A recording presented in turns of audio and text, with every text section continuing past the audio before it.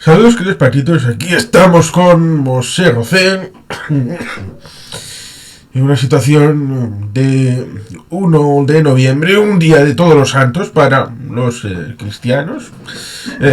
Hace no mucho fue el año nuevo para el judaísmo. Siempre la situación es viernes, con lo cual es viernes, día de oración para el pueblo musulmán. Evidentemente la situación siempre es cambiante y por eso siempre es interesante hacer una actualización. Quiero hacer una mención específica a estrategias militares que fue ofrecido que pudiera estar aquí, pero no ha sido posible, pero en otros momentos tal vez podamos estar con él. Bienvenido una vez más, querido amigo. Espero que estés bien. Gracias. Un gusto reencontrarme contigo y con tu audiencia. Evidentemente seguimos más o menos con las mismas circunstancias, aunque con una mirada un poco más amplia. La situación ha cambiado respecto de hace 6 meses, hace un año o hace 2 años, pero sigue estando ahí la situación en Gaza, la situación con los hutíes, la situación en el Líbano, tanto interna como con la buena gente de Galilea. Siria, que sigue estando en una situación precaria porque no hay un tratado de paz que haya culminado la guerra civil. Irak, inestable como últimamente. Y la relación dialéctica con la situación de acción-reacción, que llevan dos, en abril y ahora en octubre, directamente Israel con Irán. Y por supuesto el programa nuclear, que tiene relación con Corea del Norte, y Corea del Norte está ahora en Ucrania, y ambos están relacionados con Rusia, con lo cual a partir de cada foco pues también estaría el campismo, con lo cual es una ensalada que evidentemente ha sido actualizada y que tiene siempre un cariz de estar en constante movimiento. Sí, en constante movimiento y lamentablemente como que la situación se ha agravado. No es una situación estática. Eh, Como toda guerra, acá hay una escalada, si bien se está hablando, hay negociaciones supuestamente para lograr un tipo de arreglo, pero concretamente los datos del conflicto actual en Israel son muy dramáticos. En este momento ya suman 1.800 1.800 víctimas mortales por el conflicto. Las bajas militares se aproximan a 800. El total de heridos alcanza a 22.000. En la franja de Gaza todavía siguen secuestrados 101 rehenes. En fin, como que y personalmente, aparte de ser uno de los heridos de esta estadística, soy parte de otra estadística más, que son todos aquellos que se han visto desplazados por la guerra en el norte y en el sur del país, una cifra que alcanza en este momento a las 143.000 personas. Y a todo esto tenemos que sumarle un altísimo número de reservistas, teniendo en cuenta que este país no es los Estados Unidos ni es China en cuanto a la población. Y entonces como que la cifra que voy a mencionar ahora es realmente astronómica, porque hay 300.000 ciudadanos que han sido movilizados como reservistas para poder hacer frente a este conflicto. Y si en meses anteriores había disparos esporádicos de cohetería y de misiles, en el momento que estamos hablando ya han sobrepasado los 26.000, ya se habla de 27.000 disparos de cohetes y misiles que han ocasionado, más allá de los tremendos daños materiales, también muchísimas víctimas eh, civiles. En los últimos días, campesinos que trabajaban en la zona norte, y como todos estos disparos son indiscriminados, entonces se da la paradoja que parte de estos civiles afectados por los disparos, en este caso desde el Líbano, no son solamente ciudadanos judíos israelíes, sino también ciudadanos árabes, porque como tú sabes, esta es la época de la cosecha de las aceitunas. Hay un trabajo muy intenso, especialmente en la Galilea y en el norte, y entonces también ellos han sido afectados. De modo que el panorama general es poco alentador. Y si creíamos a la postre que con la respuesta, la represalia militar israelí luego del ataque iraní, como que se iba a cerrar este círculo o este ping-pong bélico, pareciera que no es así, porque los jerarcas iraníes amenazan con una nueva acción, lo que obviamente va a redundar en otra respuesta más, y entonces allí también en lugar de cerrarse este surgito de violencia, como que se abre cada vez más. Y a propósito de lo que tú mencionabas al principio respecto de la inclusión de actores extranjeros, bueno, como que eso también es muy, muy preocupante, porque se está, cada vez se hace más definido, más dramático este contexto bipolar, donde Rusia, China,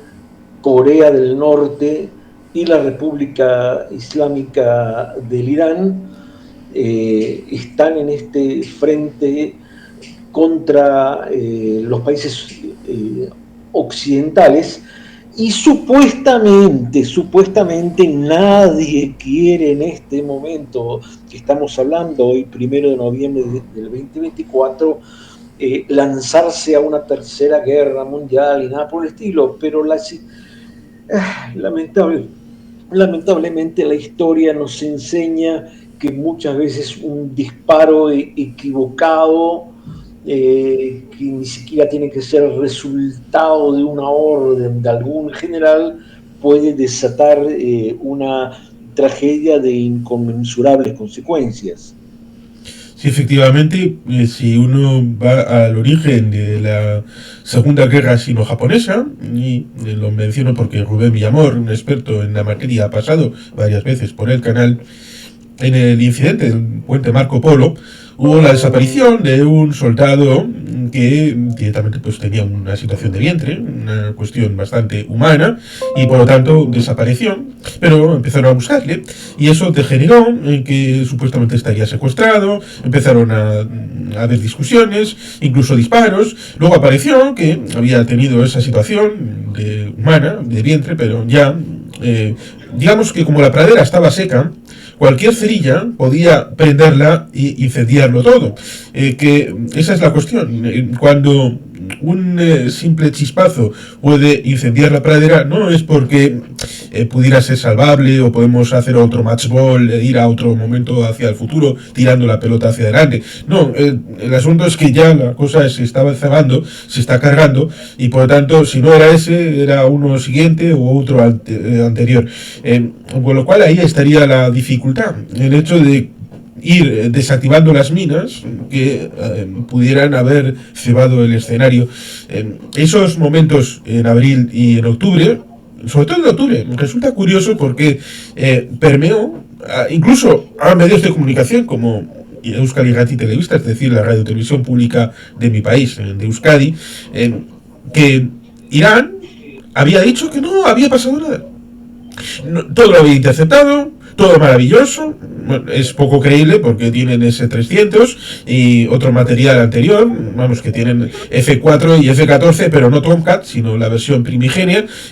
Tío Tom Cruise seguro que desea que, por favor, Israel no ataquen a esos aviones, que los necesita para Top Gun 3. Así de viejos son. Pero evidentemente es material antiguo. ¿Cómo va a hacer lo mismo que la cúpula de hierro, la onda de David y el sistema Arrow en Israel, el sistema de autodefensa que tiene Irán montado? Pero dijeron eso. Aquí no ha pasado nada, no han atacado nada, no han destruido nada, todo perfecto, todo maravilloso. Y como es una dictadura, pues para el evento comunicacional, para decir, bueno, salen imágenes, que en Israel pasa, cuando han atacado alguna base, aunque sea en el servicio de lavabos o en una valla exterior, siempre sale una imagen, un ámbito de satelital, pero en Irán no. Con lo cual era plausible hacer sentir la idea de, no, aquí no ha pasado nada, con lo cual podemos cortarlo. Pero después, por alguna razón, ha surgido esta idea de, no, hay que volver a represaliar porque Israel son malos y además, bueno, pues el honor de Irán no puede quedar así. Con lo cual parece que alguien en Irán quiere lanzar un ataque. Y luego, evidentemente, Israel va a responder. No va a poder quedarse tal cual. Claro, pero hay que tener también en cuenta una situación conflictiva muy brava internamente en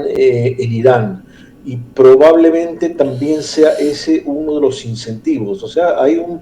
debate entre distintos intereses. Porque está, está la cúpula teocrática fundamentalista que desea por todos los medios incrementar el incendio bélico en toda esta región, pero a su vez existen otros sectores que no son menos belicistas, pero quizás son más inteligentes en el sentido que creen que pueden avanzar en el progreso del programa nuclear militar de la República Islámica del Irán, justamente bajando las llamas de la hoguera, de modo que hay intereses encontrados. Y por otra parte también hay una muy crítica situación desde lo económico y social dentro de Irán, por todas las, y en este sentido todas las cúpulas, tanto las religiosas, las militares, las políticas, están bastante atemorizadas ante la posibilidad que se produzca una insurrección que les va a ser muy difícil controlar como hicieron ya en las últimas décadas, porque llega un momento que la situación se hace insostenible. De modo que desde el punto de vista, no existe un solo punto de vista interno iraní, sino que existen intereses encontrados. Hay un punto interesante más, aparte, para señalar este tipo de relaciones internas difíciles. Fíjate tú que en este momento las intenciones políticas internacionales de Irán y de Rusia a pesar de su alianza y de su aproximación, se han distanciado, por ejemplo, en lo que hace concretamente a las elecciones que van a tener lugar, las elecciones presidenciales de la semana próxima en los Estados Unidos. Porque Rusia está muy interesada en el regreso de Trump y de los republicanos, en tanto que a los iraníes les conviene el ascenso de Kamala Harris, porque presumen, quizás con una certeza bastante concreta, que una administración del Partido Democrático les va justamente facilitar lo que conversábamos recién en cuanto al programa nuclear, porque supuestamente los demócratas están menos interesados en el mantenimiento de la tensión internacional. Es cierto que se ha habitualmente dicho que Obama tenía pocos problemas en un escalamiento, a que Irán pudiera tener el arma nuclear por una situación de contención, especie de guerra fría regional, en donde Irán tenía el arma, Israel tiene el arma, con lo cual ya está el asunto congelado. Problema: esta presunción naif evidentemente llevaría, y lo dijo Bin Salman hace no mucho, a que Arabia Saudí quisiera tener el arma nuclear, si lo tiene Irán, porque, bueno, más o menos es un secreto que todo el mundo conoce, que Israel tiene armas nucleares derivadas de la instalación en Dimona, pero bueno, ahí está el Solvá, el traidor, Mordecai Vanunu, que tuvo la mala idea de decírselo al mundo. No había necesidad, pero bueno, ahí salió el asunto, y con una espía de buen ver, pero el asunto estriba en eso, en la proliferación nuclear. Turquía querría el arma, Egipto se quitaría todo el elemento que pudiera necesitar a pesar de pasar hambre o dificultades del pueblo para tener también el arma nuclear, con lo cual ya tenemos Turquía, tenemos Egipto, tenemos Arabia Saudí y tenemos muchos otros países que seguro que querrían tener el arma nuclear en este contexto en el que se ha metido Corea del Norte en todos estos escenarios. De momento en el escenario de Israel no está, aparentemente, porque recuerdo, en 2007 central nuclear Deir ez-Zor, bombardeada por un gobierno con un ministro de defensa, Ehud Barak, laborista. Ahí había una central nuclear para hacer armas nucleares para el régimen sirio, conectado con Irán, conectado con Corea del Norte. Con lo cual, sí hay de fondo esa situación. Pues Corea del Sur seguro que diría: yo también quiero mis armas nucleares, y Taiwán también, para defenderse de China, y Japón también. Con lo cual vamos saltando de escenario en escenario, y seguro que te salen, a mí me salieron 20 nombres de 20 países que querrían el arma nuclear, con lo cual esa presunción atribuida a Obama, y lo digo yo, que soy miembro del Partido Demócrata de los Estados Unidos, aunque no de manera formal, porque no vivo en Estados Unidos, pero digamos que contribuí, trabajé en la campaña de Kerry Edwards en el año 2004, y ya había aportado en el año 2000 para la campaña de Al Gore. Por tanto, tengo una cercanía, sobre todo a partir del hecho de que mi partido, AJPNV, los cuales dije el Partido Nacionalista Vasco, es miembro del Partido Demócrata Europeo. Con lo cual hay un enlace entre el Partido Demócrata Europeo y el Partido Demócrata de los Estados Unidos. Pero, por ir a algo concreto, antes de poder ir al tema de las elecciones en Estados Unidos, en Irán ha habido unas elecciones presidenciales hace poco, porque, bueno, dicen que igual Raisi tenía un Viper, ahí, y el tema del helicóptero, y también el ministro de Exteriores también tenía un Viper, y por tanto, a pesar de que las circunstancias podían ser las de un problema meteorológico, ¿quién se mete en su sano juicio en esas circunstancias a volar y tan bajo en una situación tan escarpada como lo hicieron? Pues también podía ser el hecho de los Vipers que pudieran haber actuado. Raisi falleció, con lo cual necesitaban un nuevo presidente que no tiene poder realmente, pero este nuevo presidente surge de que hay dos ultraconservadores que se presentan a las elecciones, hay poca participación electoral, y esa contendencia entre estos dos candidatos, como duelo de suricatas, hace que esta persona que ha salido con muy pocos votos, pero como los otros han desviado los votos, esta persona con muy pocos votos, pero con un poquito más,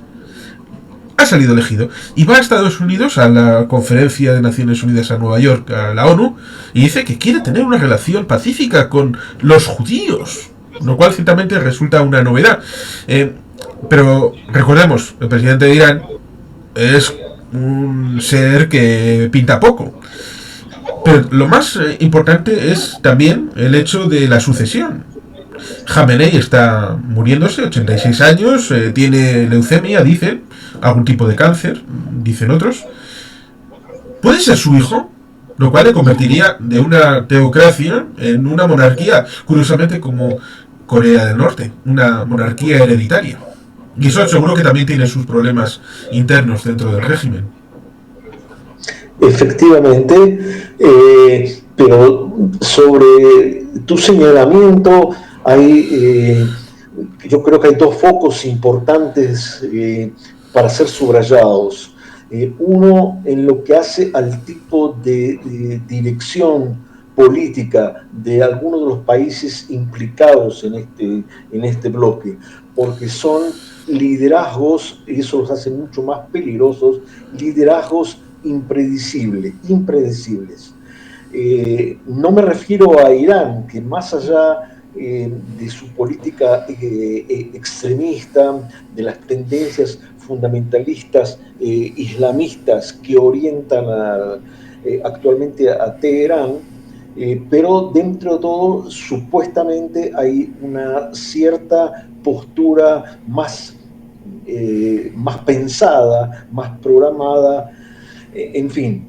no menos moderada, pero por lo menos con un cierto cálculo, en tanto que en Corea del Norte, y como sucede en otros lugares, entonces se trata ya de algo que es muy difícil de prever, y yo creo también, con todo el respeto a los republicanos en Estados Unidos, que la reelección de Trump va a significar también el reacomodamiento o el retorno de esta tendencia impredecible en los Estados Unidos, lo que va a incrementar el desequilibrio. Es claro que Trump es un tipo bastante voluble. Es impredecible en buena medida, porque puede decir un día que es pacifista, que no ha iniciado ninguna guerra en todo su mandato, pero con respeto y con la asunción de que yo personalmente considero que la capital histórica y eterna, indivisible y única del Estado de Israel es la ciudad de Jerusalén. Entiendo que en el establecimiento de la embajada en Jerusalén por parte de los Estados Unidos cumplía dos circunstancias que son insoslayables. Primera, una tontería enorme porque destruía el consulado general, que fue una concesión del Imperio Otomano, cosa que no todos tenían, y por lo tanto esto era una cosa a resguardar, que podían convivir perfectamente embajada y consulado general. Y por otro lado, era una agresión a las mentes de algunos susceptibles de verlo como tal en países árabes, el hecho de que la capital fuera designada por parte de Estados Unidos en forma de traslado de la embajada, lo cual evidentemente puede ser susceptible de entrar en conflictos armados o de abrir heridas que pudieran estar en cauce de ser cerradas. Lo mismo que asesinar a Soleimani en el aeropuerto internacional de Bagdad, eso también supone entrar en potencialidades de conflicto. O estar en negociaciones con los talibán en la zona del Golfo, a espaldas del gobierno legítimamente constituido en Kabul, y eso también puede suponer que se sienten traicionados y que la gente intermedia del mando en Afganistán pueda pensar, ¿para qué voy a luchar por el gobierno de Kabul cuando esta gente está directamente entregando el país a los talibán? Con lo cual eso se puede entender que, a pesar de que ya no estaba el señor Trump, el 15 de agosto pudiera entrar toda esta gente tan fácil en Kabul, porque no tenía ningún incentivo, ninguno, para poder defender un régimen que ni siquiera su patrocinador principal estaba dispuesto a defender. Por no hablar de Venezuela, con Maduro, que un día se levantó el señor Trump diciendo que quería invadir y entrar directamente a Miraflores para sacar a puntapiés al señor Maduro. Por lo tanto, es una persona bastante voluble, que un día igual le quiere amenazar a Putin con bombardear el Kremlin porque dice que lo de Ucrania está muy mal, y otro le cierra el grifo a Zelensky y dice que, bueno, ahí te las compongas. Es un tipo bastante imprevisible, y en política, y más en estas relaciones internacionales, tiene que haber un cierto grado de certidumbre, porque si no entraríamos en una vida salvaje. absolutamente loca y en principio nadie quiere eso. Bueno, pero yo creo de que justamente lo que marcaste recién es lo que ilustra el carácter de nuestra época, o sea, una época prácticamente de absoluta incertidumbre. Eh, eh, Acá en Israel, lamentablemente por la guerra que estamos viviendo, entonces esta falta de certeza no es solamente una percepción política, sino un hecho existencial cotidiano, porque tú te levantas a la mañana y no sabes por dónde va a venir el misil, si va a haber o no va a haber algún tipo de represalia, y donde constantemente hay que tener en la cabeza cuál va a ser digamos, la distancia más próxima para algún tipo de refugio, como lo que nos ha sucedido en los últimos días. Quisiera regresar un instante a algo que tú mencionaste de algún modo al pasar, pero yo creo que tiene un significado no solamente anecdótico en la historia de Israel y del Medio Oriente, sino que nos puede significar también un llamado a la reflexión o a otra mirada sobre la dinámica de los conflictos en el Medio Oriente, quizás en el mundo en general. Y es cuando tú te referías a la central atómica de Dimona en Israel. En este sentido, Israel cambió muchísimo su actitud internacional frente a la existencia o la posesión de armamento atómico. Hubo una época en la que cuando alguien preguntaba sobre aquella central ubicada en la zona sur de Israel, entonces se hablaba de una industria textil. Digamos que ese era el código de denominación para no referirse en forma abierta, sino insinuada aquella posibilidad. O sea, había un juego. Por una parte, negar la posición de armamento nuclear, pero por otra parte que eso subsista como una amenaza o como una advertencia frente a un ataque masivo por parte de los ejércitos árabes, hasta tal punto que creo que lo conversamos en un debate, en un conversatorio anterior, era justamente una de las posibilidades de respuesta en la guerra del Día del Perdón de octubre de 1973, hace justamente en estos días 51 años, cuando se hablaba que si se agotarían todas las posibilidades para evitar una invasión y un exterminio del Estado de Israel, se iba a tener que recurrir lamentablemente a aquella posibilidad nuclear. Pero a su vez, y a esto me refiero cuando dije recién aquello de los cambios geopolíticos que se operan y que muchas veces a nosotros lo tomamos como un hecho rutinario y natural, y sin embargo se trata de hechos muy sobresalientes y muy importantes. Esta base nuclear israelí en los años 50, 60, se pudo erigir con el fomento y la cooperación científica, militar, política y diplomática de Francia, porque en aquel momento, en aquellas décadas, el Estado de Israel estaba más alineado con París que con Washington, como sucede en el día de hoy. Esto muchísima gente no lo conoce, muchos creen que desde un principio el Estado de Israel era un Estado más, una estrella más en la bandera norteamericana, pero no fue así. Es más, otro cambio importantísimo, sucedido todavía antes de este alineamiento con Francia, es el que tuvo el Estado de Israel con Checoslovaquia y con la Unión Soviética.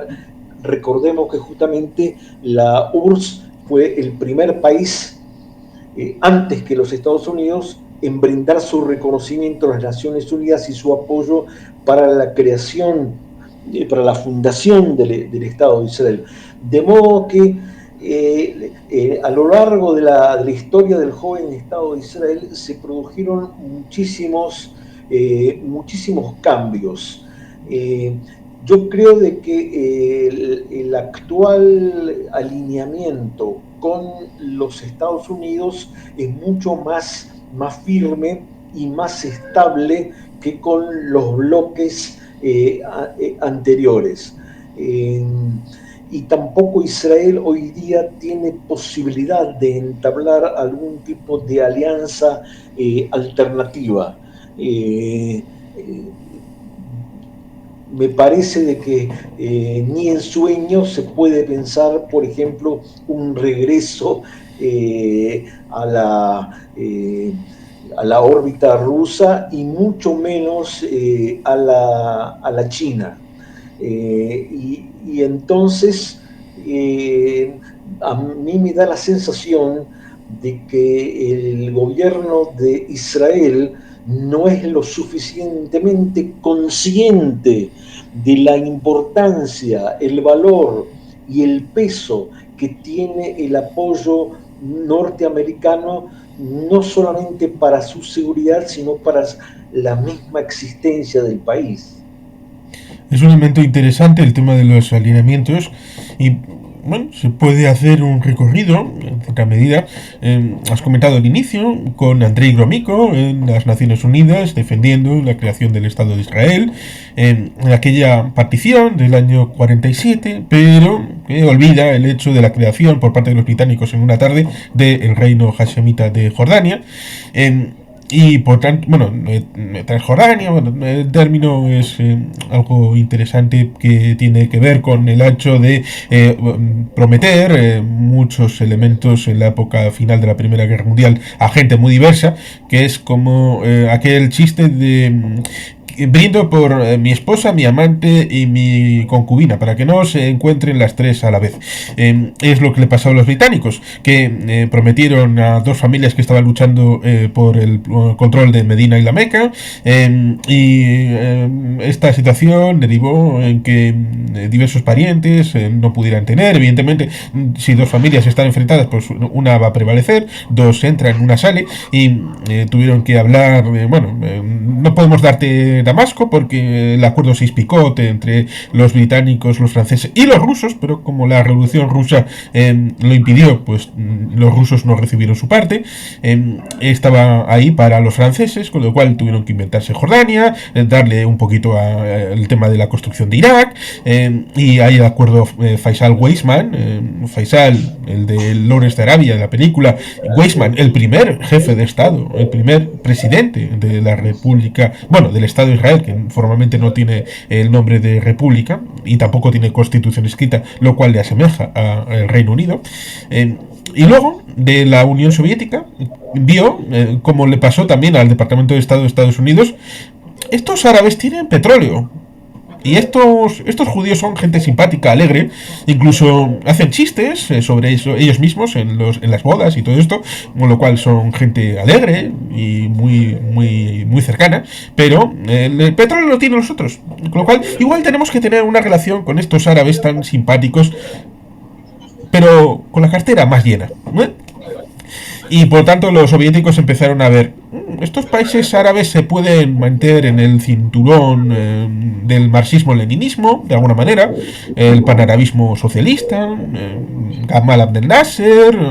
la Siria de Baaz, Irak también, y por tanto empezaron a dejar a Israel. Israel empezó a acercarse a París. París vio una oportunidad, porque esto también va de intereses. Francia vio la oportunidad de que vamos a armarles a estos y pueden, como tienen tantas guerras, la de independencia del 48, Suecia en el 56, Podía pasar que hubiera una guerra en la siguiente década, les armas, y por tanto puede ser un escaparate en donde pueden presentar en la acción real militar el armamento francés, cosa que pasó en la guerra de los 6 días en el año 67. Y todo el mundo vio, oh, este armamento con los israelíes ahí funcionando en el Sinaí, qué bien hacen las cosas, pero con armamento francés. Dicen que, por ejemplo, en el tema del arma nuclear, Francia fue la que permitió que no hubiera un test específico israelí, porque los técnicos israelíes estarían codo con codo en los test nucleares franceses. Luego también está el tema de el incidente Vela, que vincula a Simón Pérez y un memorándum de entendimiento con Pierre Botta, con el tema de Sudáfrica y las 6 armas nucleares que dicen que en el año 92-94 fueron repatriadas, y digo bien, repatriadas al Estado de Israel. Con lo cual ahí también habría mucho elemento antes de pasar a Estados Unidos, que dicen que Kennedy, John F. Kennedy, mártir del 22 de noviembre del 63, no estaba de acuerdo con que Israel tuviera Dimona ni armas nucleares, y tampoco Lyndon B. Johnson, y que tuvo que ser Nixon quien aceptó este estado de cosas como fait accompli, como hecho que ha pasado. Bueno, pues ya que está, pues lo dejamos tal y como está. Evidentemente, en la situación actual, Rusia no es una nación, porque después del 7 de octubre jamás fue a hablar al Ministerio de Exteriores de Rusia, con lo cual ahí ya puedes ver que no hay potencialidad, a pesar de que haya 1,5 millones de antiguos soviéticos en Israel viviendo y siendo ciudadanos. China es un ámbito comercial, no es un ámbito militar. El ámbito de protección militar es regional y con suerte, porque hicieron un submarino y se les hundió en el dique, en el propio río, lo cual indica que, ojo, cuidado, todavía no están sino un poquito verdes. Europa, no sabemos ni defendernos a nosotros mismos como para defender al Estado de Israel. Y Estados Unidos, pues de momento es la única alianza sólida y estable que tiene el Estado de Israel. Con lo cual, en principio, el estado de cosas está por ahí. Pero Israel se siente fuerte como para hacer sus cosas y no hacer caso a Estados Unidos, porque Estados Unidos también ha jugado sus cartas, porque tampoco pone el centro del asunto en Israel. Tiene intereses con Qatar, con Arabia Saudí, con otros países de toda la zona, y por tanto hay comunión de intereses en parte. Con lo cual la situación siempre es compleja. Ciertamente, y respecto a lo que tú mencionabas al desarrollo nuclear, es importante tener en cuenta, y acá comento un hecho quizás muy poco conocido fuera de Israel, y quizás tampoco dentro de Israel es un hecho muy recordado, y es el debate alrededor de la consolidación de una alternativa nuclear. O sea, si bien no, obviamente por ser un tema de inteligencia militar, no puede estar abierto a un debate político masivo, público, pero hubo mucha discusión. Y acá voy a comentar justamente algo que quizás mucha gente no escuchó hablar de él en relación a esta discusión sobre la factibilidad, la necesidad, la conveniencia de una alternativa nuclear. Hubo 2 profesores que en la Academia de Oranim, en el norte de Israel, que en su momento se dedicaron justamente al estudio de este tema, y eran conocidos en su momento como los músicos. ¿Por qué los músicos? Porque sus apellidos eran, uno se llamaba Wagner, y el otro, su apellido era Strauss. 2 profesores del ámbito de la historia y las ciencias sociales, no de la música, fuera de sus apellidos. Pero ellos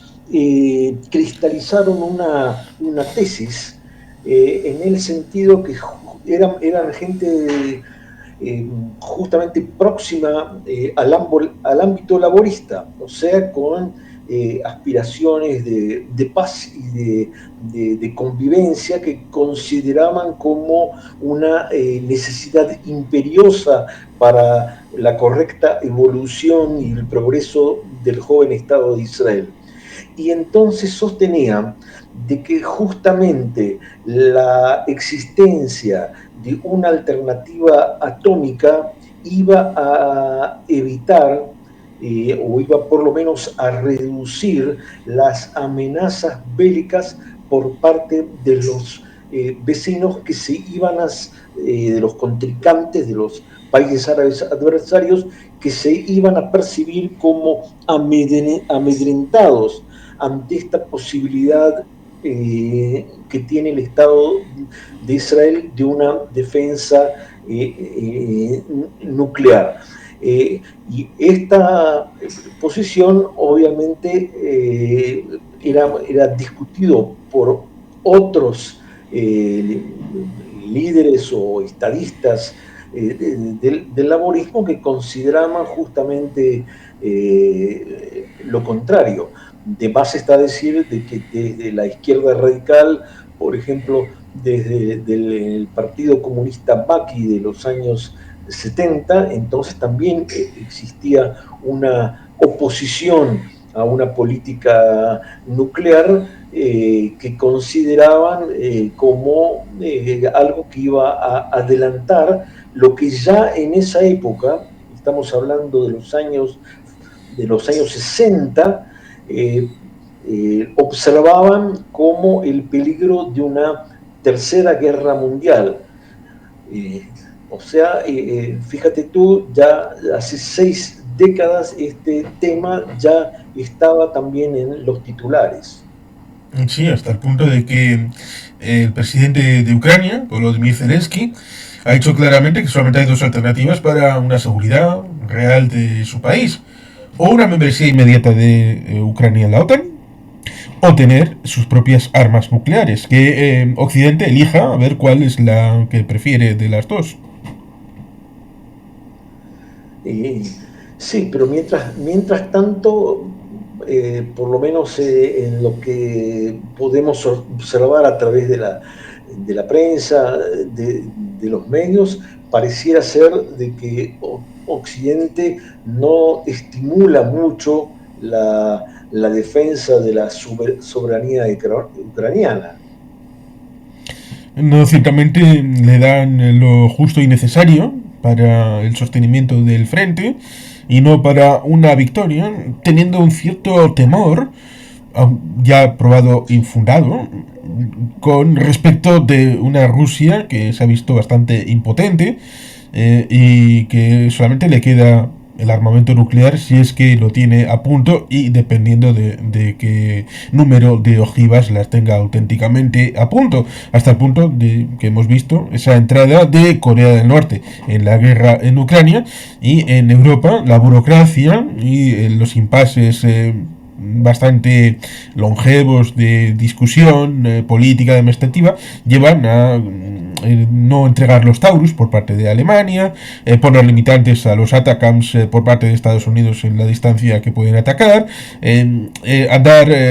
contabilizando bastante como una cicatería el tema de los Abrams o de los Humvees, por supuesto entregando muy pocos barreminas, y por tanto esto limita la capacidad de recuperación del territorio nacional ucraniano, que sería lo lógico volviendo a las fronteras internacionalmente reconocidas de 1991, incluyendo cuando se produjo el asunto de Crimea en el año 2014, siendo votado favorablemente a Ucrania en la Asamblea General de Naciones Unidas. Pero parece que no hay esa voluntad que sí existe en Israel de ir escenario por escenario para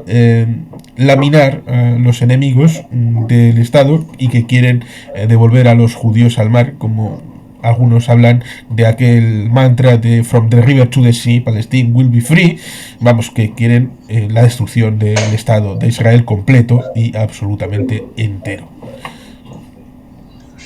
Bueno, este ánimo de destrucción del Estado de Israel, yo creo que muy lamentablemente se ha extendido en los últimos tiempos. Ya no hablemos de este bloque iraní, norcoreano, ruso, chino, sino concretamente en Occidente, como se ha visto en manifestaciones donde no solamente población islamista residente en países europeos o en Estados Unidos se han hecho eco, son partícipes o movilizantes de este tipo de manifestaciones por la destrucción del Estado de Israel. O sea, ya no es contra la guerra en Gaza, sino que abogan por la eliminación de Israel con aquella consigna desde el Jordán hasta el mar. Lo peligroso de este tipo de tendencia es que tiene un apoyo bastante disimulado, pero apoyo al fin por parte de muchos medios de prensa. O sea, los medios de prensa no es que lo efectúan en forma declarada, sino en forma solapada. Por ejemplo, cuando se menciona en bombardeos de Israel, digamos así, a establecimientos escolares o hospitalarios en Gaza o en el Líbano, sin mencionar que desde esos lugares se efectuaron previamente operativos de agresión desde el Líbano por parte de Hezbollah o en Gaza por parte de Hamas. O sea, se menciona solamente la respuesta de Israel y las víctimas de aquellos ataques sin mencionar en absoluto, o sea, omitiendo en forma total las agresiones previas y claro está también las víctimas que produjeron en Israel. Entonces, y esto ya es una constante. Ahora, como ya es una constante en los medios de prensa y se lo toma ya como un hecho obvio, natural y como la verdad toda, entonces no sorprende de que la propaganda islamista, la propaganda del Islam radical, no solamente en Estados Unidos, en Europa, sino también en América Latina, entonces encuentre un caldo de cultivo muy propicio cuando grandes porciones de la opinión pública ya han consolidado un prejuicio, una opinión previa, o sea, les resulta claro quién es el culpable en el actual conflicto. Efectivamente es un asunto que cuando se desmenuza se entra a entrar en el detalle donde la verdad aparece. Por eso, en buena medida, prefieren mantener mantras, incluso memes del estilo de un judío con la kipa diciendo eres antisemita, a alguien caracterizado como árabe, diciéndole el árabe no, yo soy semita, tú eres de Polonia, como si los judíos de Israel todos fueran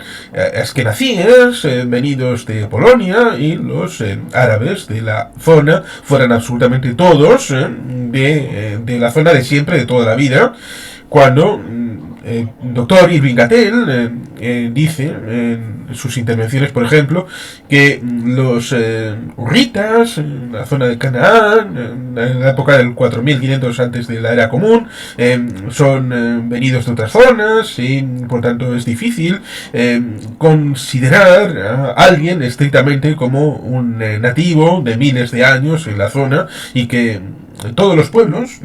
han ido y venido hasta el punto de que entre el año 1900 y el año 1945 los pobladores pobladores de ámbito árabe barra musulmán pasaron de ser 550.000 a 1.100.000, con lo cual se duplicaron en una situación que evidentemente no es completamente endógena, sino también producto de migraciones, con lo cual los árabes musulmanes de la zona de Tierra Santa son también producto de migraciones, no solamente esa situación de mantra que se suele decir de relacionar la creación del Estado de Israel con la Shoah, sino que evidentemente viene de Theodor Herzl de 1898, cuando pronosticó en 50 años habrá un Estado en Israel. Y se cumplió, fue la fecha de la independencia, pero las aliyas se pueden explicar, por ejemplo, en ese libro literariamente horrible, pero muy importante para transmitir lo que supone la realidad de Israel y del pueblo judío, como es Éxodo de León Uris. Evidentemente habla de que se le vendió graciosamente a precio de oro las peores tierras, que los judíos que hacían aquellas primeras aliyas lo cultivaron con ardor y con mucho trabajo, sudor y lágrimas, hasta poder convertir esas zonas áridas en productoras de alimentos, lo cual evidentemente produjo que en los años 20 y 30 ingresaran al país gentes que venían de incluso Afganistán, que eran musulmanes, para trabajar en aquellas cooperativas israelíes. Bueno, no eran israelíes, sino digo judías, en lo que fue la construcción a través de personajes como Golda Meir o Ben Gurión, de estructuras de Estado dentro del ámbito colonial británico. La historia evidentemente es bastante prolija y larga, pero aquellos que no quieren entrar en esto, sino en el mantra de esto es así, así, así, y no me discutas porque entonces me cabreo, pues evidentemente no les va a gustar mucho el hecho de que se les mencione que el secretario general, Antonio Guterres, es persona declarada non grata para Israel, o el hecho de que la UNRWA, esa organización para el 5% de los refugiados del mundo, que además se autorreproducen y que es un cargo hereditario el hecho de ser refugiado, a diferencia del 95% de los refugiados del mundo que tienen que conformarse con la organización para los pringuis, para los refugiados normales, pues resulta alucinante que les moleste que sea declarada una organización terrorista cuando Estrategias Militares en su canal, simplemente con el Google Earth, ha bajado a Gaza y ha visto las instalaciones de la UNRWA al lado de campos de entrenamiento también para el 7 de octubre, la situación de los Navy SEALs, de los palestinos para Hamas y Yihad Islámica también al lado de instalaciones educativas, instalaciones también al lado de desaladoras que fueron objeto de apoyo internacional, que tiene Gaza 36 hospitales, que es más que muchos otros países, por ejemplo el Uruguay. He hablado con Gustavo Beidler, que estuvimos en otro conversatorio. Un hotel de grandes calidades al lado de campos de entrenamiento con letrero de UN encima de ese hotel, donde igual iban también a tomar el breakfast los militantes del Hamas, y túneles situados debajo de instalaciones de UNRWA y de Naciones Unidas, cogiendo la electricidad de los paneles solares del techo de estas instalaciones de Naciones Unidas, bajando a los servidores informáticos de la propaganda que difunde Hamas. Con lo cual, esto es innegable para cualquiera que quiera entrar en ello, pero lo niegan y les molesta que UNRWA, que hace todo esto y muchas otras cosas, sea declarada una organización terrorista por parte de la Knesset en el Estado de Israel. Funcionarios de la UNRWA tuvieron participación criminal en la agresión del 7 de octubre del 2023. O sea, fueron protagonistas de los más atroces ataques, asesinatos y violaciones que tuvieron ese día con la invasión de Hamas. Inclusive algunos de ellos que fueron arrestados, entonces han reconocido ese tipo de colaboración. O sea que por un lado reciben su salario de la UNRWA y por otra parte están enrolados en las filas del Hamas. Y entonces la tolerancia frente a este tipo de política se ha hecho ya una constante, no es un hecho aislado. Esto ya ha sido asimilado como algo muy natural, por lo cual se le dé, y si existen, ya como es algo tan notorio, estos crímenes ya no pueden ser disimulados, entonces lo que se hace es minimizarlos. Y fíjate, pero eso ya sucede en general frente a la guerra que comenzó acá el 7 de octubre del año pasado, porque ya nadie en el mundo, por lo menos, habla de los 101 rehenes, ni el hecho de la gente que está muriendo allí de hambre o han sido asesinados, las mujeres violadas, y no sabemos todavía si los niños que fueron secuestrados están todavía con vida.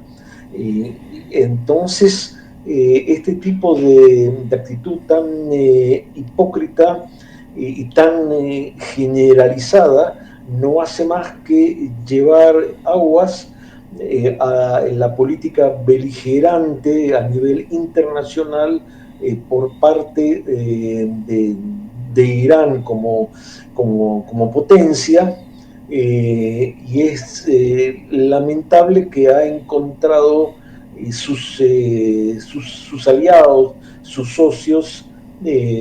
prácticamente en todo el mundo. Efectivamente, es remarcable el hecho de que cuando se producen secuestros por parte de cualquier tipo de criminal, en buena medida, sobre todo cuando está implicada una inferencia de excusa política, se suele hablar de intermediarios para la verificación, pruebas de vida, incluso en teoría la Cruz Roja podría servir para verificar que esas personas están bien, pero en este caso no hay ningún tipo ni de aproximación ni de propuesta, nadie dice nada y por supuesto no ofrecen esas pruebas de vida de nada, ni de los infantes jóvenes que están secuestrados, ni de los más mayores, sirviendo únicamente la Cruz Roja de aquellos intercambios que fueron simplemente ir a un punto, recogerlos, llevarlos, vamos, de taxistas, se puede llegar a decir, lo cual ciertamente es alucinante e increíble, porque en otros escenarios la actuación sería completamente distinta. Efectivamente, eso lleva a remarcar que hizo el señor Yahya Sinwar uso y abuso de 6 de los rehenes como si fueran prisioneros de un campo de concentración nazi, llevándolos como si fuera la marcha de la muerte para su protección personal, y eso llevó a tener consecuencias como fue el fallecimiento de estas 6 personas, dejándole inerme en buena medida, lo cual hizo posible que en un fortuito encuentro fuera alcanzado y liquidado este muchacho, que fue muy cobarde. Acabó sus días lanzando un palo a un dron y maldiciendo su mala suerte, teniendo encima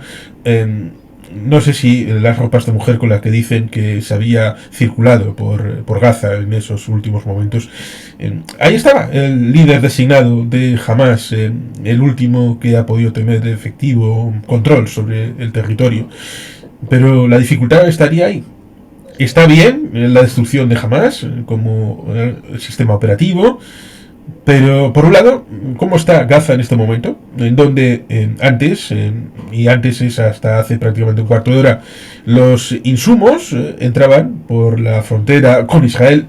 No recuerdo que el Reino Unido le diera alimentos a Alemania durante la Segunda Guerra Mundial, mientras estaban bombardeando sus fábricas y sus sistemas operativos, porque estaban en una guerra y por lo tanto ahí nadie decía tienes que alimentar a tu enemigo, tienes que darle agua, electricidad. En el caso de Gaza parece que sí, que Israel está obligada a darle alimentos, agua, insumos humanitarios que cuando entran en Gaza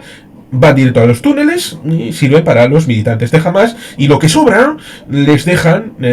recomprarlo a los gazatíes en el mercado negro, lo cual ciertamente esto es algo que choca con el discurso oficial de lo que los buena onda en el ámbito occidental tienen con respecto de pedir la paz y el arco iris sobre Gaza, olvidando la realidad auténtica sobre el terreno. Pero por otro lado, en este momento debemos de decir que esto en algún momento va a cambiar por una situación de estabilidad. Y claro, ¿cómo construir de lo que ahora está pasando a ese momento? ¿Y quién se va a poder hacer cargo? Porque algunos dicen, tiene que encargarse Israel de todo, y otros dicen no, que se encarguen de las monarquías suníes, que pueden tener una mejor presencia y así evitar el hecho de que entre el 67 y el 2005 hubo una ocupación efectiva de Israel, lo cual llevó mentalmente y de manera de relato a sentirse ofendidos y cargar las pilas respecto de un resentimiento creciente que pudo tal vez haber alimentado la situación el 7 de octubre. Con lo cual la situación es complicada también, tanto para el presente como para la transición hacia un futuro estable. Y frente a lo que tú comentas respecto de ese tipo de actitud en países occidentales, en medios de prensa, en diversas agrupaciones políticas, muchos responden diciendo, bueno, pero fíjense entonces las fotos, las ruinas en Gaza. En realidad lo que se olvidan es que la actitud en contra de Israel existía desde el inicio mismo del conflicto actual, o sea, desde aquella fatídica jornada del sábado 7 de octubre del pasado año, porque la negación por parte de organizaciones de los derechos humanos, organizaciones no gubernamentales, agrupaciones feministas, medios académicos que negaron, omitieron o minimizaron las violaciones de mujeres y de jóvenes en aquella jornada, eso fue previo a la respuesta militar terrestre por parte de Israel en Gaza, o sea que ya existía una predisposición de la cual conversamos en diálogos anteriores que tienen que ver justamente con esta tendencia, por ejemplo, en los medios progresistas, supuestamente lo que denominaríamos el neocampismo, o sea, una ubicación cerrada, dogmática, junto o en favor del Hamas, visualizándolo como movimiento de resistencia y tratando de definir el conflicto actual como un conflicto de orden territorial y no como una guerra que tiene sus motivaciones fundamentales declaradas, no es algo secreto, sino lo que tú mencionabas, por ejemplo, de Sinwar, lo tiene escrito, y en el Hamas esto está documentado por ellos, no es que lo tienen oculto, y que es el deseo religioso de, por un lado, lograr la eliminación total del Estado de Israel, y por otro lado, hecho que quizás no es muy conocido o no quiere conocerse en Occidente, que es la expansión hacia Europa. Sí, las tierras del Islam, que una vez fueron parte de territorio controlado por el Islam, pues en teoría los más radicales, rigoristas, dicen que tienen que volver a ser controladas por el Islam, incluyendo partes importantísimas de la península ibérica, lo cual... Pero claro, si tú te recuerdas justamente la consigna de El-Qaeda, que El-Qaeda quizás desde lo organizativo no existe, pero está presente en toda esta órbita de los hermanos musulmanes, y aquella consigna es al andaluz, o sea, el retorno a Andalucía. Sí, olvidando de que hay otro término, aunque tenga más espiritualidad que virtualidad, como es el de sefarad, que tiene relación con la expulsión de los judíos en 1492, lo cual, también hay que decirlo, que fue el último de Europa en hacer lo que otros que hablan de hoy españoles expulsaron a los judíos en 1492. Bueno, habían hecho sus programas y sus cositas de juntar a judíos, quemarlos y de represaliarlos en los siglos anteriores, lo cual en el ámbito europeo no hay para dar lecciones respecto de quién ha sido menos malo o más peor con los judíos a lo largo de la historia, porque es una empresa de 2000 años que ha ido combustionando sola hasta el punto de que esa situación respecto de mantras actuales pues tienen que ver como supuestamente en la época de la peste negra eran los judíos los que contaminaban los pozos o incluso mataban directamente a los niños, lo cual es algo horrible, pero que una empresa de 2000 años con esa propaganda a todo ritmo cuesta muchísimo eliminar de este antisemitismo basal, como diría Gustavo Bueno, que evidentemente no siempre es reconocido, lo cual evidentemente es algo que permea en todos estos grupúsculos que se definen pacifistas, pero que en realidad son antisemitas y antisionistas y no se reconocen como tal, lo cual evidentemente es un choque respecto de todas las piezas que van funcionando que no les encajan en el discurso y por lo tanto por eso sienten esa contradicción que la resuelven. Bueno, la realidad la tiramos a un lado porque lo importante es lo que yo creo que es la verdad. Bien, esto nos remite a un debate más intrincado, más complejo, que es que tú antes mencionabas estos tiempos de incertidumbre que estamos viviendo, y estamos también viviendo en la época de la posverdad, donde no son los hechos los determinantes, sino su interpretación. Y entonces, mientras toda interpretación sea legítima, como que ya todo es justificable. Sí, es interesante cómo se ve la perspectiva respecto del norte y de la situación en Galilea y en el sur del río Litani, porque también ahí, debajo y al lado de Unifil, de las bases que simplemente a título de inventario reflejo el hecho de que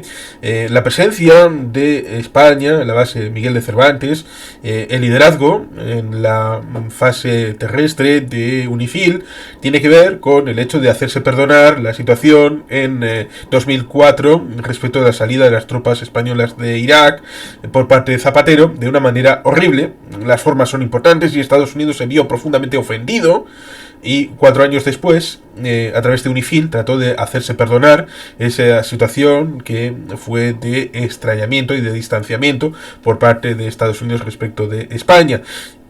Una situación que hace que haya túneles que pasan en dirección a Galilea, incluso planes que había supuestamente de hacer una especie de 7 de octubre también en el norte, secuestrando gente para que hubiera un efecto más o menos parecido al que se pretendía en Gaza, de tener gente en esos túneles y en esas instalaciones, en esas casas, y que el humanismo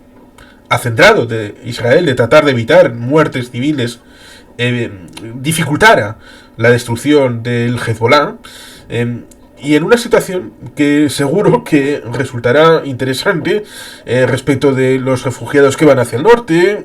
de ese distrito de Beirut donde murió Nasrallah y otros líderes del Hezbollah, el tema de los Vipers, una operación quirúrgica bien estructurada y que se estudiará en el futuro como algo divinamente perfecto, como por ejemplo fue el secuestro de Eichmann en Argentina. Son situaciones de inteligencia muy bien elaboradas, con pensamiento a largo plazo, porque se ideó el tema de los Vipers en 2009. La situación de los cristianos, de los maronitas, de los suníes incluso, que les importa una higa lo que les pase a Hezbollah, y si pueden desaparecer mejor, porque el sistema político desde octubre de 2022 está vacante del jefe de Estado, que tiene que ser un cristiano maronita. El primer ministro es interino desde hace bastante tiempo, y el speaker, el portavoz de la Cámara de Representantes del Legislativo, lo lleva siendo desde 1992. Con lo cual el sistema es disfuncional per se. Claro, la situación es, por lo tanto, es complicada, y ahí entra Israel para tratar de hacer cumplir lo que no se ha cumplido durante 18 años, como es la resolución del Consejo de Seguridad de Naciones Unidas 1701. Sí, en ese sentido es bastante lamentable, si bien no sorpresiva, la condena, el repudio que sufrió Israel, inclusive por parte de España, ante lo que sucedió, aquellos hechos que tuvieron que ver con UNIFIL hace algunas semanas, que se acusó a Israel de que esos efectivos de las Naciones Unidas hayan sido supuestamente agredidos por Israel, sin tener en cuenta que de un principio Israel reclamó que salgan de aquellas zonas de beligerancia, y tampoco se mencionó que en todos estos años la 1701 y otras decisiones de las Naciones Unidas, que en realidad el UNIFIL estaba desplegado en el sur del Líbano para hacer factible estas decisiones, y no pasó absolutamente nada. O sea, Israel constantemente estuvo recibiendo los bombardeos desde el Líbano sin que exista ningún tipo de, ya no hablemos de defensa, por lo menos de denuncia por parte de UNIFIL o de las Naciones Unidas, y esto es parte de toda esta política hipócrita y unilateral de la cual conversábamos anteriormente. Y lo que decíamos también al principio, en los últimos días hubo civiles, tanto judíos como árabes, que resultaron asesinados por la cohetería del Hezbollah. Esto ni siquiera se menciona, en tanto se habla solamente de las víctimas de la presencia o de la respuesta militar de Israel en el Líbano. Se habla de los desplazamientos de los civiles por las acciones militares. No se habla de que ya mucho antes, todo un año, hay gente que está, civiles israelíes, ciudadanos como yo, que nos encontramos fuera de nuestros hogares justamente por este conflicto bélico. O sea, pareciera ser de que todo lo que sucedió antes de la respuesta militar israelí también es, o sea, esto es parte de la culpa previa de la cual hablábamos. O sea, existe una culpabilización anterior, es un modelo prefabricado, y sobre eso entonces ya como que no se puede cambiar. O sea, no importa entonces cuáles sean los hechos, ya existen el victimario y la víctima prefabricadas. Sí, ahí quiero mencionar una película que yo creo que es muy interesante y a mí me gusta mucho, como es Delta Force, aquella película con Chuck Norris de 1986, en la que en un momento dado, en el secuestro del avión, hay una azafata que tenía que ser alemana. Cuando descubren los secuestradores que hay hebreos entre la tripulación, entre la presencia de pasajeros, pide que recoja todos los pasaportes y empiece a mencionar todos los apellidos que sean medio judíos, lo cual evidentemente hace que se recupere la memoria de la SOA y el hecho de que los alemanes, ya haciendo llamamientos para ir a un lugar en concreto, en este caso del avión, en el caso de la SOA en campos de concentración y exterminio. Lo menciono porque la FINUL, la UNIFIL, tiene una vertiente marítima y Alemania es la que lidera esta vertiente marítima. Recientemente, Alemania, a través de un barco alemán, destruyó un dron que se dirigía a través del mar en dirección hacia Israel, surgido desde el Líbano. Hezbollah se sintió ofendidísima hasta el punto de pedir a Naciones Unidas que expulsara a Alemania de la FINUL y que otras demandas pudieran satisfacer ese sentimiento de ofensa de que Alemania no estaba ahí para eso. Estaba para otras cosas, o para dejar hacer, lo cual evidentemente diferencia a peacemakers de peacekeepers, pero es que ni siquiera peacekeepers, porque todos los que estaban alrededor de las bases de UNIFIL veían claramente lo que estaba haciendo el Hezbollah, y España en parte dicen que intentó eliminar esa posibilidad y le costó bastante caro con ataques directos contra BMRs y contra otros elementos militares, causando bajas militares, lo cual evidentemente no fue explicado ni en España ni en ningún lugar, y que evidentemente dejó finalmente que ese intento de España de tratar de intentar hacer cumplir de alguna manera, aunque mínimamente, la 1701 se dejara como por imposible, lo cual evidentemente hace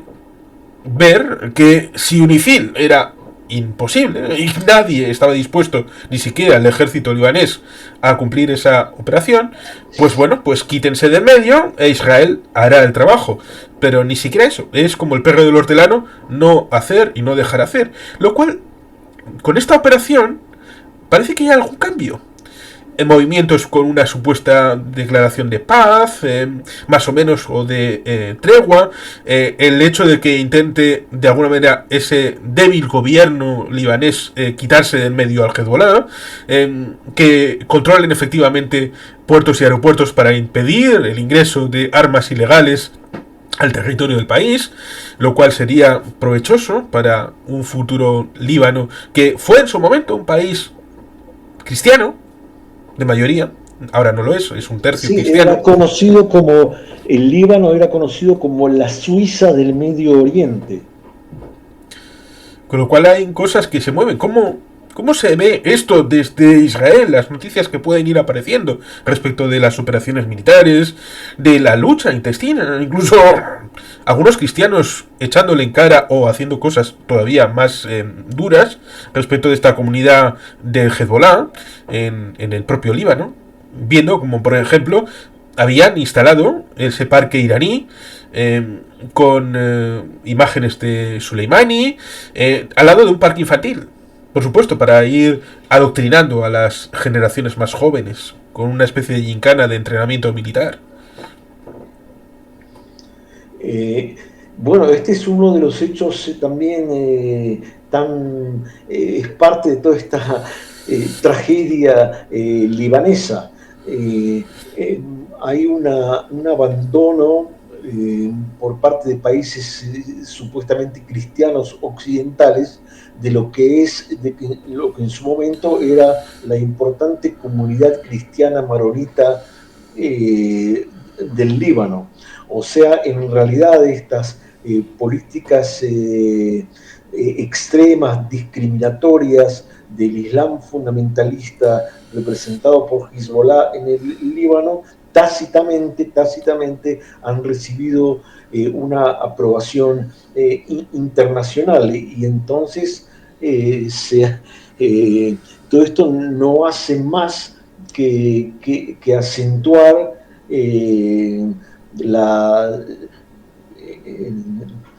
la pérdida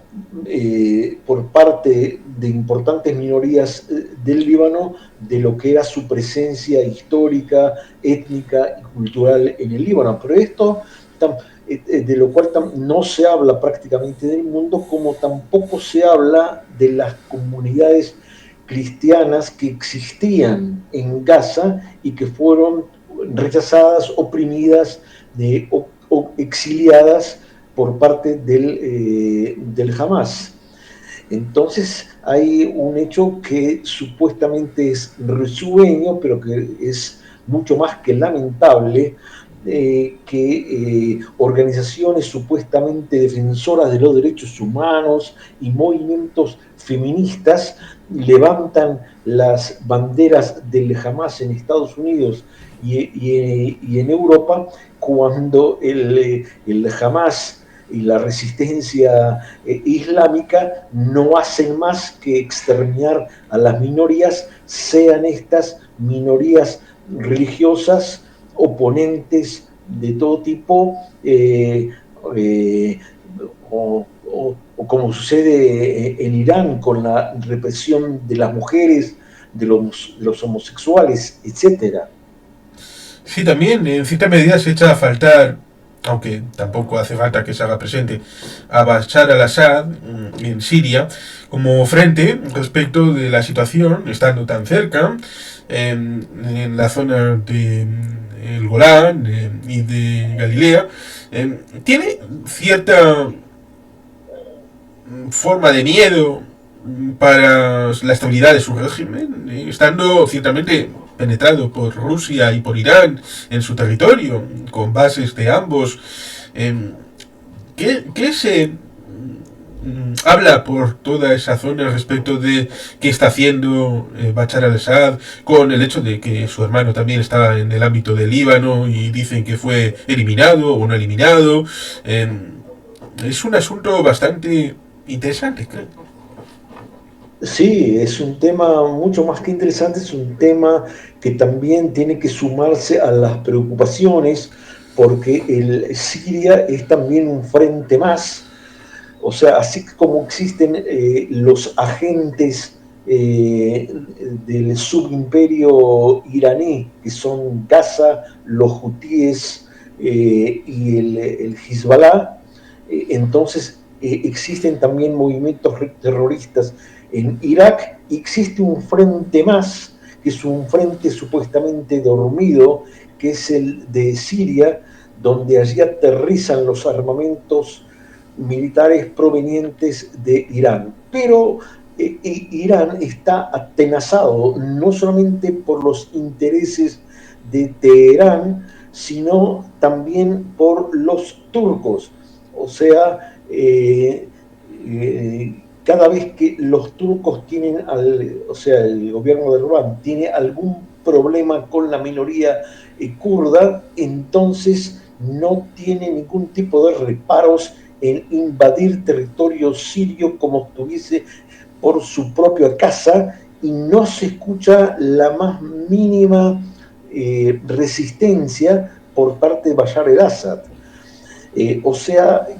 es un país carente de soberanía real, es por un lado una colonia iraní,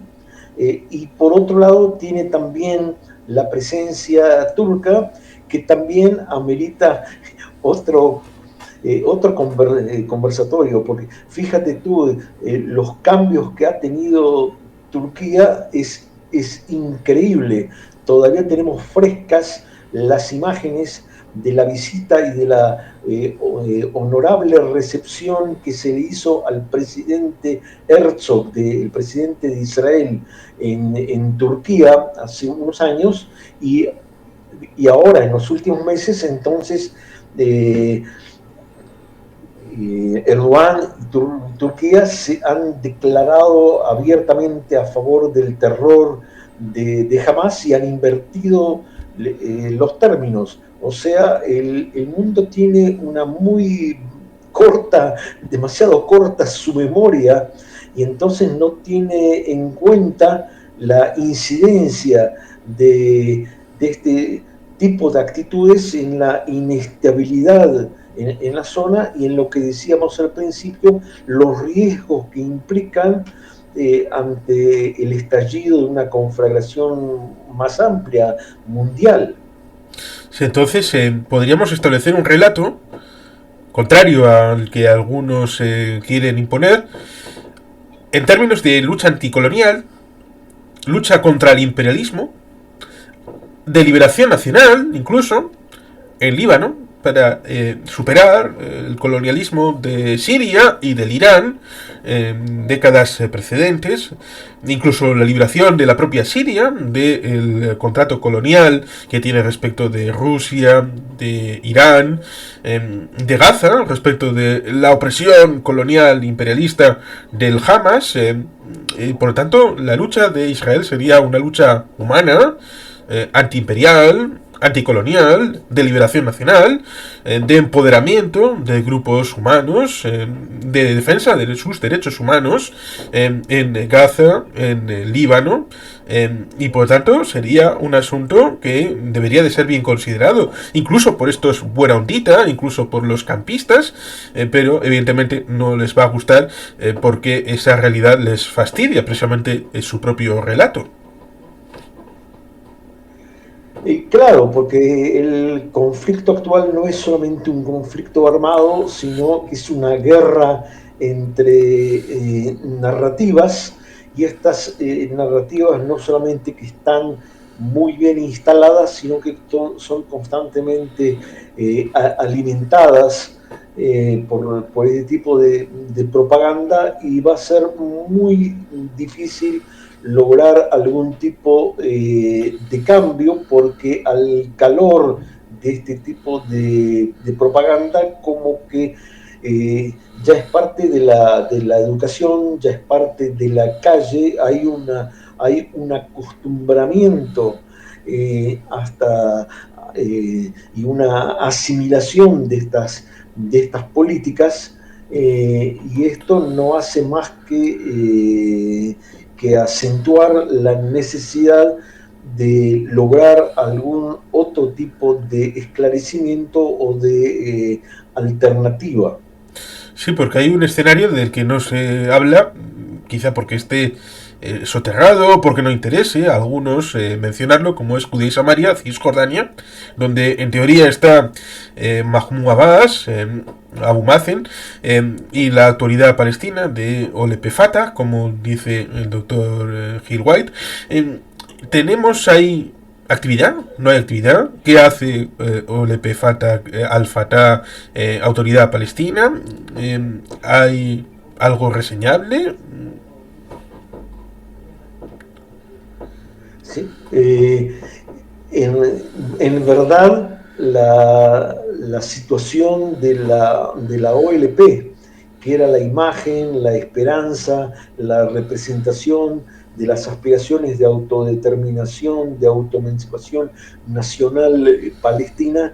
se han derribado por lo que mencionábamos anteriormente, por el hecho de que han modificado el discurso de un conflicto nacional territorial, y lo han orientado hacia una guerra de carácter étnico y religioso. Este es el gran logro del Hamas y de la Jihad islámica, y es por eso de que es cierto de que en la franja occidental del Jordán, Abu Mazen y Al-Fatah están muy debilitados, y de producirse hoy comicios, entonces resultaría electo el Hamas, porque la población se ha volcado a este tipo de tendencia, porque esta es una tendencia no solamente en Gaza o en la franja occidental del Jordán, sino también en otros países árabes. Tú mencionabas que en décadas anteriores existían las políticas panarabistas, naceristas, que tenían una raíz, o por lo menos una vocación fundamentalmente nacionalista, estatal, podríamos llamarse. Esto ha desaparecido, ya no existe digamos, una carta de identidad de carácter nacional como estaba planteado en los tiempos de la lucha anticolonial, contra el Imperio Británico, contra Francia, la cual mencionábamos antes, por ejemplo, porque la guerra de Argelia por su independencia contra Francia, etcétera, que tenían una identidad específicamente nacionalista y autoemancipadora, y todo esto ha sido desplazado por una corriente islamista radical que tiene sus focos territoriales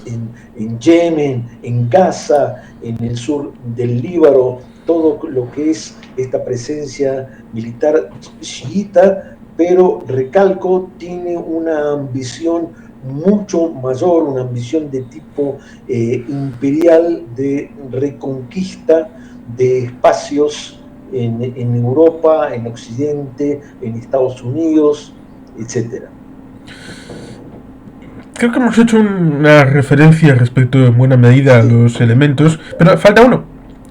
que es el propio gobierno de Israel, con una situación en la que incorporó parte de la oposición en una especie de gabinete de guerra que luego se disolvió. La aparente lucha entre Netanyahu con Gallant y esa supuesta lucha respecto del viaje a Estados Unidos, que si podía ir, no podía ir, que si Netanyahu convocó una reunión en la que no estaba el ministro de Defensa, teniendo en principio una mayoría en la Knesset, pero con dificultades en ciertas encuestas, pero ahora parece repuntar el apoyo a Likud en el ámbito de potenciales elecciones,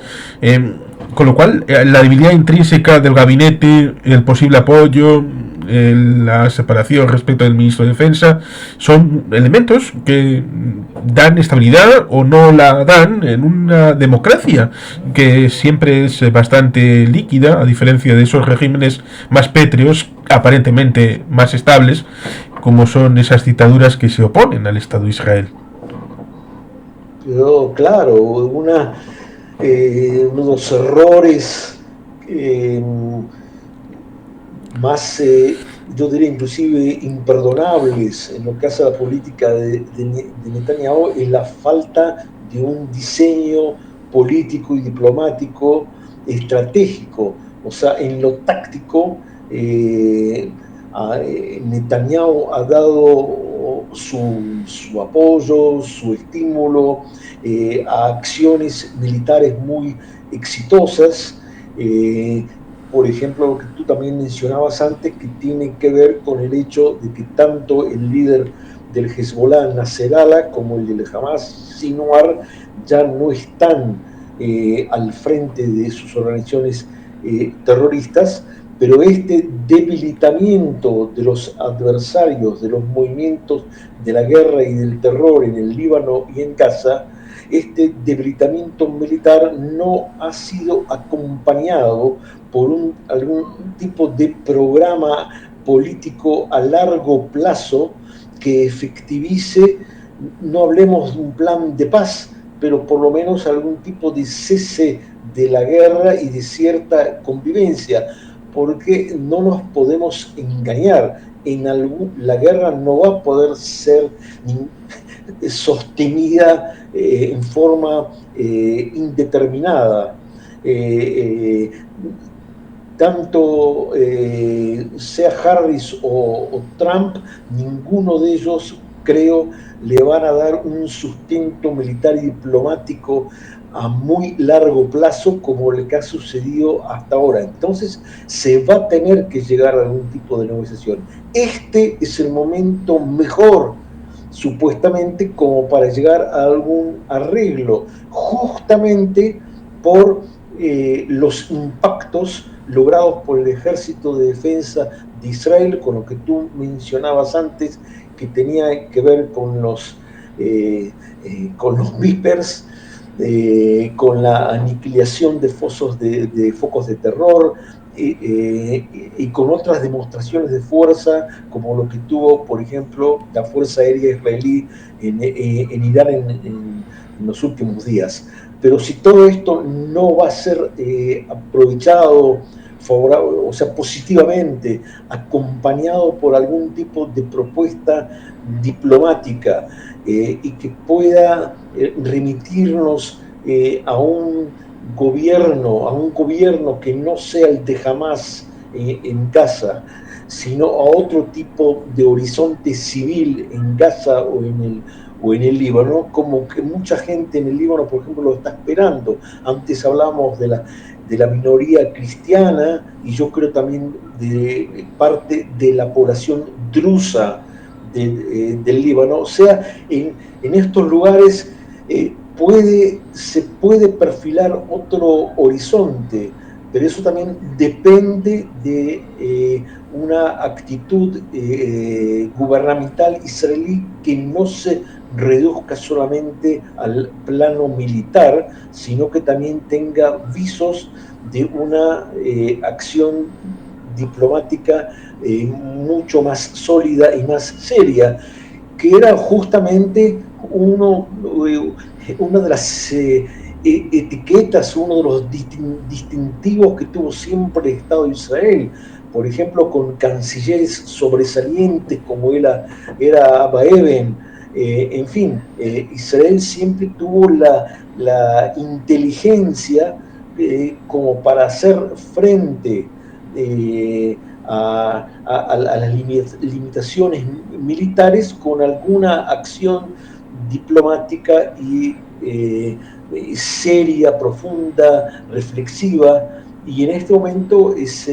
pareciera ser que se han invertido los términos, y esto yo creo que no va a fortalecer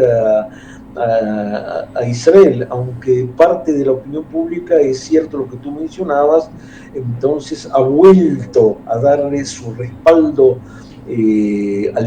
al partido gubernamental, al Likud y a Netanyahu, porque percibe que los impactos militares logrados por Israel en los últimos tiempos son tan intensos que supuestamente ya no hace falta darle también alguna base, algún sustento político y diplomático, como decíamos recién, de larga estadía, de larga permanencia. Entiendo que quizá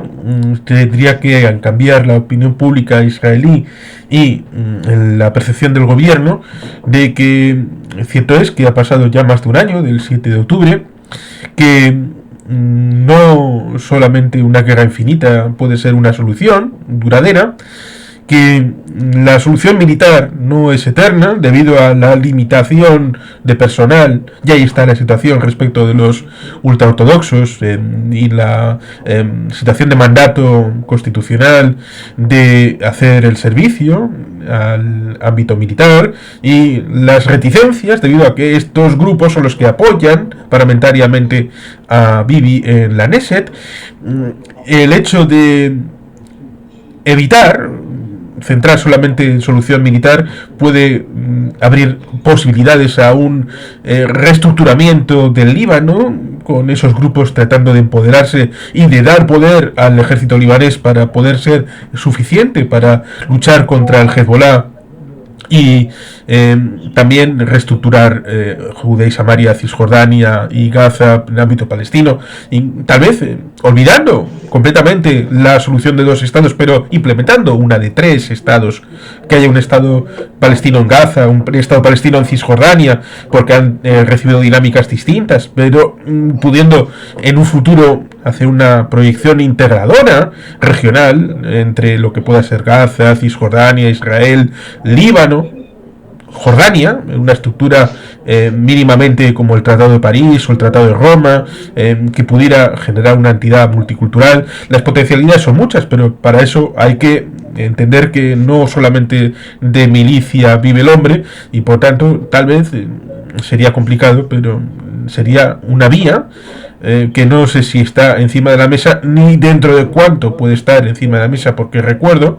que en 2009 en enero, lo mismo que había pasado con el 2000-2001 con el ámbito de Ehud Barak, que entonces era primer ministro, y los acuerdos presuntos que debían de haberse producido en Camp David y en enero del 2001 en Sharm el Sheikh. Lo mismo que luego vendrá la propuesta de 2008 de Ehud Olmert de paz. Pues en 2009 hubo esa operación de plomo fundido para hacerlo justamente antes de que tomara posesión Obama. Igual estamos más o menos en un mismo escenario respecto de la nueva administración que va a tomar posesión sí o sí el día 20 de enero. Es un horizonte respecto de una carrera contrarreloj para tratar de ver cuál es la perspectiva que pueda tomarse para el escenario regional. Claro, porque si no va a existir este tipo de planificación que exceda el ámbito militar, o sea, que tenga un carácter de política diplomática, entonces lo que se va a perder no es solamente el apoyo de la futura administración de la Casa Blanca, sino también se va a perder la posibilidad que hoy día existe, hoy día es un hecho, es una posibilidad precisa, concreta, que es la alianza, algún tipo de relación, si no diplomática, por lo menos comercial y económica en primera instancia, con países árabes moderados. Porque si estos países, por ejemplo, como Arabia Saudita, no van a, que se sienten más amenazados o más debilitados que Israel por la presencia y por las aspiraciones imperiales de Teherán. Entonces, si no van a sentir de que tienen un aliado importante en Israel, con el apoyo de Occidente, de la Unión Europea, etcétera, entonces se van a retroceder y esto va a ser mucho más difícil como para delinear un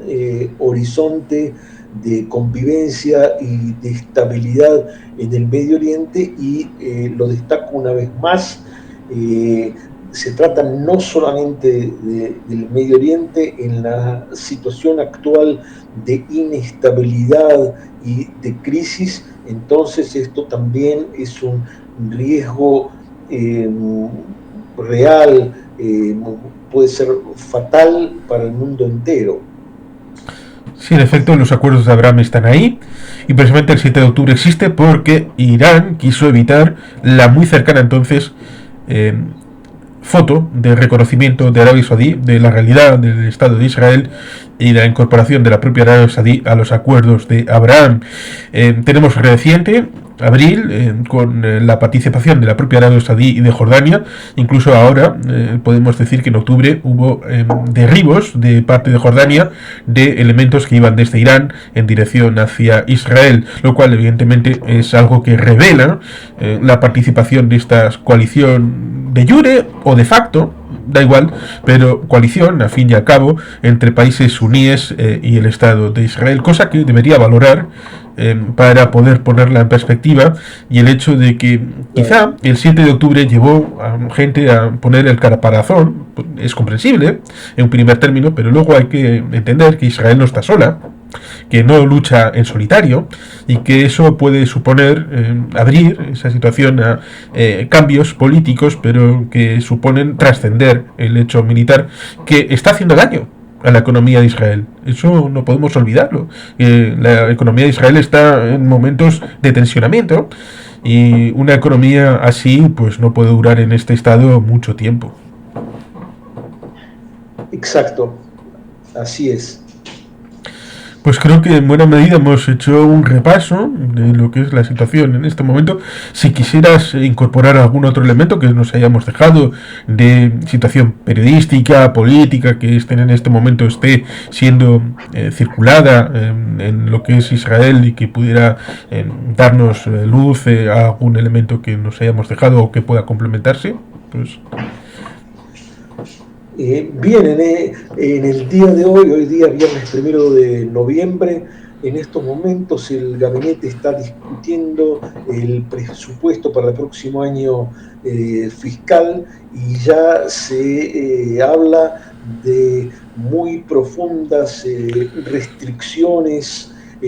presupuestarias que van a afectar especialmente a las clases trabajadoras, a la gente más necesitada, y esto va a incrementar las tensiones ya existentes. Cuando comenzamos nuestro conversatorio, yo te señalaba la importante cantidad de reservistas, o sea, no del ejército regular, sino de ciudadanos israelíes que fueron movilizados. Muchos de ellos todavía lo están, o sea, hasta prácticamente gente de 30 y 40 años de edad que en este momento ya casi todo un año están en lucha, o sea que han dejado su fuente de trabajo y su familia, y estas restricciones económicas planeadas por el presupuesto, justamente por las necesidades militares y por lo que la guerra implica, no van a hacer más que aumentar digamos, este sentimiento de conflicto y de incertidumbre en el país. Sí, efectivamente hubo un ataque recientemente en el que murieron 5 personas, una era israelí y 4 eran trabajadores extranjeros que están supliendo en cierta medida esos reservistas que están involucrados en las actividades militares, lo cual ciertamente ese ataque reflejaba esta aportación de gente que viene de países con menos recursos y con más necesidad, y que se han incorporado temporalmente o de manera definitiva, eso el tiempo lo dirá, a labores obreras en el Estado de Israel. Así es, y bueno, sirve esta oportunidad para agradecerte nuevamente a tu invitación, a esta amable convocatoria al diálogo, y esperemos de que haya abierto algún tipo de ventana a nuestras audiencias para una mejor comprensión de un conflicto que en primera instancia parece ser muy difícil de ser desentrañado, y que sin embargo me parece que es una obligación comprenderlo en forma más clara, mejor. Pues ciertamente yo muy agradecido, y a los que hayan llegado hasta aquí pues pueden dejar evidentemente el like, suscribirse al canal y comentar lo que consideren oportuno. Nuevamente gracias y hasta pronto, Juan Carlos.